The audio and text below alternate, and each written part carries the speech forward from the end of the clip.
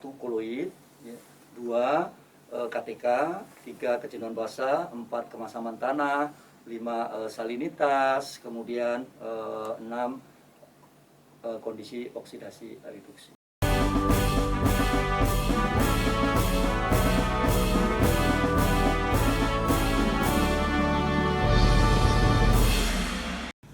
Assalamualaikum warahmatullahi wabarakatuh. Selamat datang dan selamat bergabung di Podsolik, Podcast of Soil Knowledge and Sciences, Departemen Ilmu Tanah dan Sumber Daya Lahan, Fakultas Pertanian IPB University. Ada pepatah tak kenal maka tak sayang, maka perkenalkan saya, Arda Ardela, Soiler 54, akan memandu diskusi pada episode kelima ini. Tentunya dengan narasumber yang tak kalah menarik dan tak kalah hebatnya dari episode sebelumnya. Nah, jadi bagi para sobat Soiler nih yang belum sempat nonton pada episode sebelumnya, silahkan ditonton dahulu agar dapat memahami secara lebih mendalam terkait tanah dalam nexus pertanian lingkungan. Baik, pada episode kali ini kita akan membahas satu topik mengenai sifat kimia tanah. Nah, topik ini tuh merupakan bagian dari mata kuliah tanah dalam nexus pertanian lingkungan. Saat ini telah hadir di tengah-tengah kita Dr. Insinyur Heru Bagus Pulunggono MAGR selaku dosen Departemen Ilmu Tanah dan Sumber Daya Lahan Fakultas Pertanian Institut Pertanian Bogor. Mari kita sambut dan sapa beliau. Selamat siang Pak dan selamat bergabung di Podsolik. Selamat siang. Baik, bagaimana Pak kabarnya? Alhamdulillah baik. Alhamdulillah. Di tengah pandemi COVID-19 nih Pak, bagaimana cara Bapak tetap melakukan berbagai aktivitas? Ya, aktivitas tetap saya lakukan sebagaimana biasa, baik secara WFO maupun WFH dengan tetap menjalankan protokol kesehatan secara baik dan benar. Nah, begitu para sobat Soilers patut dicontoh. Jadi walaupun mengikuti berbagai aktivitas, tetap tidak lupa untuk mematuhi protokol kesehatan. Nah, terkait diskusi pada siang hari ini tentang sifat kimia tanah, mungkin Sobat Soilers juga bertanya-tanya apa yang dimaksud dengan sifat kimia tanah itu sendiri, Pak? Baik, sifat kimia tanah adalah sifat yang menggambarkan karakteristik bahan-bahan kimia tanah dalam lingkungan yang sangat penting, terutama untuk mengetahui kelarutan dan ketersediaan hara tanah. Baik, kalau untuk pokok bahasan utama Pak yang termasuk ke dalam sifat kimia tanah itu sendiri bagaimana Pak? Baik, dalam ilmu tanah biasanya yang dijadikan pokok bahasan utama dalam sifat kimia tanah yaitu 1 koloid, 2 KTK, 3 kejenuhan basah, 4 kemasaman tanah, 5 salinitas, kemudian 6 kondisi oksidasi reduksi. Baik, jadi sifat kimia tanah itu sendiri memiliki bahasan yang begitu luas ya. Tadi ada koloid, ada KTK, ada kemasaman, salinitas, dan sebagainya. Nah, apa sih Pak keterkaitannya sifat kimia tanah itu dengan lingkungan Pak? Baik, jadi sifat kimia tanah ini sangat penting sekali kaitannya dengan lingkungan. Ya, umpama ya dengan mengetahui sifat kimia tanah, misalnya pH, ya kemasaman tanah.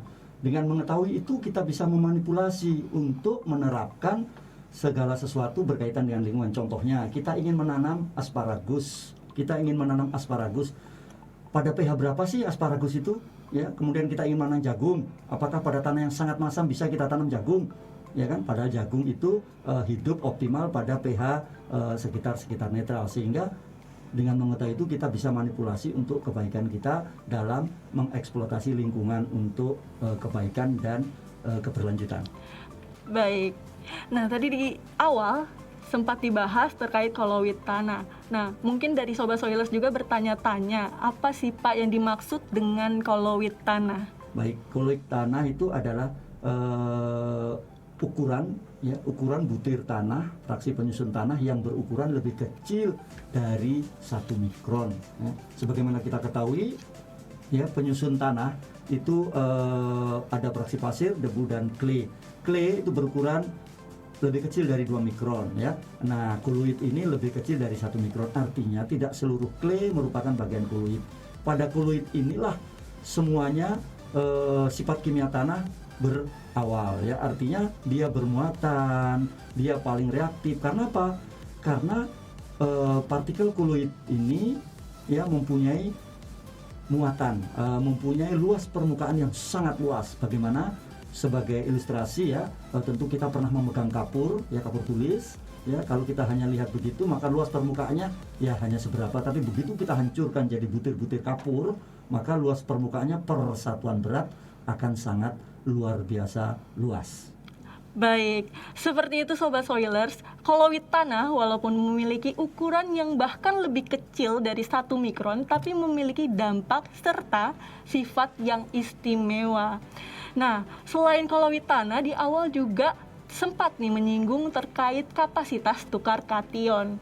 Nah, apa sih Pak yang dimaksud dengan kapasitas tukar kation itu sendiri dan keterhubungannya dengan kemasaman tanah, pH, dan kejenuhan basa? Baik ya, ini tentu tidak terlepas dari koloid tadi ya. Koloid tadi yang untuk menjawab kapasitas tukar kation, kejenuhan basa, dan kemasaman tanah, kita kaitkan dulu bahwa koloid tadi itu bisa bermuatan ya. Muatannya bisa negatif, bisa positif. Muatan positifnya berasal dari mana? Dari pecahan kristal ya, pecahan kristal pada ujung kristal, muatan positif ya. Karena hidrolisis hanya ya, hidrolisis OH-nya. Kemudian ini terjadi di mana? Bisa pada clay 11 maupun 21. Tetapi yang utama muatan positif itu ada di clay 11. 21 itu sedikit. Nah, kemudian ada muatan negatif kalau dari tanah mineral ya, dari bahan mineral itu berasal dari substitusi isomorfik. Muatan negatif dari substitusi isomorfik ini di mana kation yang ada di dalam kristal digantikan oleh kation lain yang bervalensi lebih rendah, sehingga terjadi kelebihan muatan negatif ya. Al umpama diganti dengan Fe plus 2, Si plus 4 diganti dengan Al plus 3 ya. Nah ini. Nah, muatan negatif inilah yang memunculkan kemampuan yang disebut kapasitas tukar kation, yaitu kemampuan tanah untuk menjerap dan menukar kation ya. Kation itu bermuatan positif, tadi muatan negatif. Artinya apa? Semakin tinggi muatan negatif, maka KTK-nya makin tinggi, sehingga KTK itu ditentukan oleh ya, tekstur tanah. Makin halus teksturnya, maka KTK makin tinggi. Bahan organik tanah, sebagaimana kita ketahui, bahan organik tanah mempunyai KTK yang tinggi, yang berasal dari sisi-sisi fenol ya, maupun karboksil ya.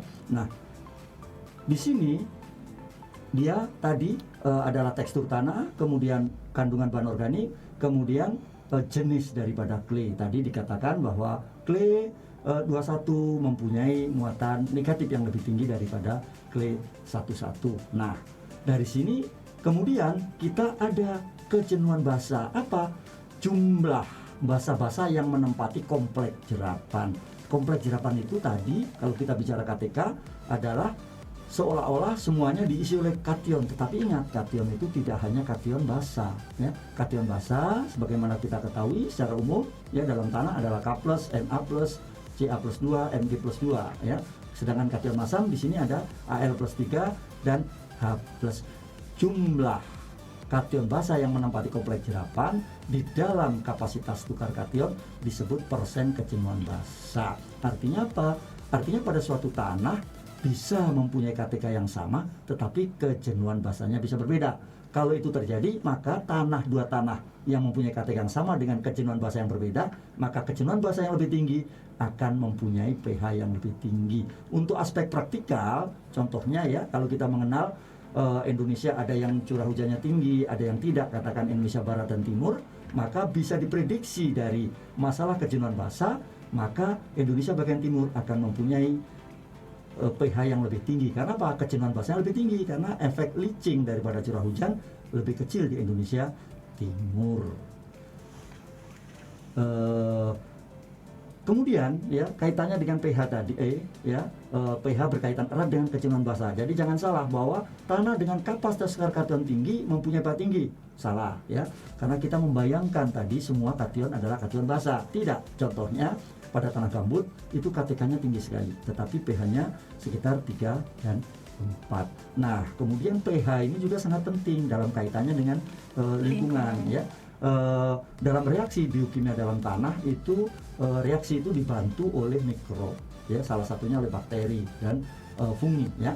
Nah, bakteri yang sangat aktif ini biasanya dia hidup optimal pada kondisi pH sekitar netral, sehingga pH ini juga sangat penting untuk melihat kondisi-kondisi biologi selain komoditas tadi ya, kaitannya dengan mikrob di dalam tanah. Baik Pak, jadi pH selain memiliki hubungan dengan kejenuhan basah juga memiliki hubungan erat dengan lingkungan serta biofisik dari tanam itu sendiri. Nah, untuk reaksinya nih Pak, kan ada berbagai reaksi di dalam tanah ya. Salah satunya itu ada reaksi oksidasi reduksi. Apa sih Pak yang dimaksud dengan reaksi oksidasi reduksi itu sendiri? Baik ya, secara kimiawi yang disebut oksidasi adalah proses penurunan penaikan bilangan oksidasi dari suatu unsur ya. Kemudian reduksi sebaliknya, penurunan bilangan oksidasi. Nah, bilangan oksidasi ya, ini penaikannya itu bisa karena dia melepaskan elektron ya. Kemudian reduksi karena dia menerima elektron. Di dalam reaksinya di dalam tanah, ini bahan organik merupakan sumber elektron ya. Nah, pada tanah yang bagaimana sih Pak kondisinya bisa dilihat oksidatif ya. Ini pada tanah katakan lahan kering ya. Tanah yang reduktif, tanah sawah umpama ya, tanah rawa yang lebih jelas ya. Kondisi oksidasi reduksi ini bisa diukur dengan reduktometer ya. Artinya bisa dibaca contohnya umpama suatu tanah mempunyai nilai kondisi reduktifnya 100 mV ya. Kemudian tanah sawah mempunyai minus 10 katakan milivolt, dan tanah rawa yang berbau busuk ya, kita lihat berbau busuk, oksidasinya sudah demikian luar biasa, bisa sampai minus 100 milivolt. Kondisi oksidasi reduksi ini bisa kita manipulasi untuk kepentingan kita dalam mengelola tanah ya, dalam mengelola lingkungan juga. Contohnya umpama kita ingin memanen ya, residu pupuk, kan pupuk itu tidak semua bisa diambil oleh tanaman, ada yang dijerat kuat oleh tanah ya, difiksasi oleh tanah. Contohnya P ya, kita sering memberikan P dalam jumlah banyak ya. Kemudian kita hitung totalnya ternyata besar. Bagaimana cara memanen supaya dia lebih tersedia ya? Nah, kita gunakan prinsip oksidasi reduksi.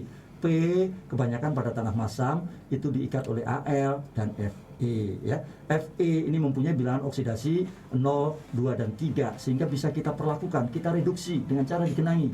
Sehingga apa? Fe plus 3 larut menjadi Fe plus 2, maka fosfatnya dibebaskan sehingga kita bisa memanen. Itu salah satu kenapa pada tanah sawah itu kandungan fosfornya tinggi karena penggenangan. Saya kira demikian. Baik, terima kasih banyak Pak Heru atas ketersediaannya dan telah berbagi banyak pemikiran serta pengalaman pada Podsolik episode kelima ini. Nah, demikian Sobat Soiler. Semoga apa yang telah disampaikan oleh Pak Heru dapat bermanfaat bagi para Sobat Soilers dimanapun kalian berada. Sampai jumpa pada episode selanjutnya dengan hadirnya narasumber dan topik yang berbeda tentunya. Seperti itu. Ilmu tanah kuat, pertanian hebat, lingkungan bersahabat, Indonesia bermartabat. Wassalamualaikum warahmatullahi wabarakatuh. Viva Soil.